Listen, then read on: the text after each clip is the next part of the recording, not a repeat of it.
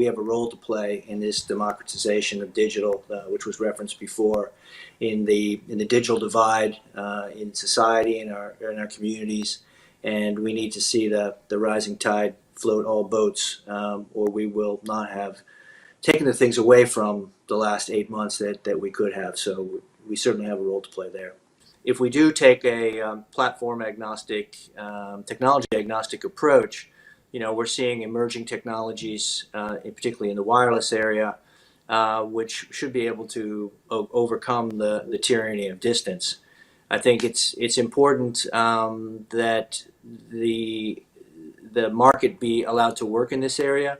Of course, there is a balance, and we've been able to strike some interesting, back to an earlier question of yours, public-private partnerships to deal with whiteout areas where we have, for example, traded off a commitment on pylon taxes to actually redirect that investment into covering these white spots.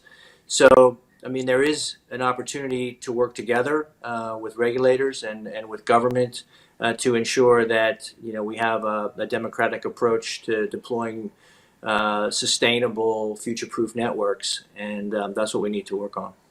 On the fixed side, we also have a lot of roadblocks to the continual deployment of network, particularly civil engineering and these types of things. So anything that can be done to modify regulations so that it's universal, it's uniform. We know it's going to exist, but it needs to be predictable and sustainable environment for us to invest what is an extraordinary amount of capital.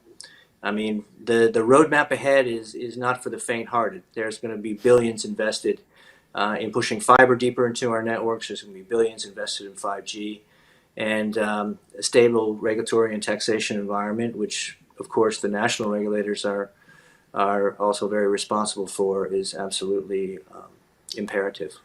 Certainly I can concur with the requirement for resilient networks, but let's go beyond the network and talk about human resilience. I think what we've learned over the last few months, that in addition to keeping the signals going, that we have a role to play to keep people connected, to help with their adoption of digital tools, and to support the democratization of digitalization. People from 9 to 90 to 100 are using the tools that we make available to them, and so we have a role to play beyond getting a signal to the modem. And I think that's something that we take very seriously, and as a company and as an industry, we'll continue to double down on that responsibility as we move forward.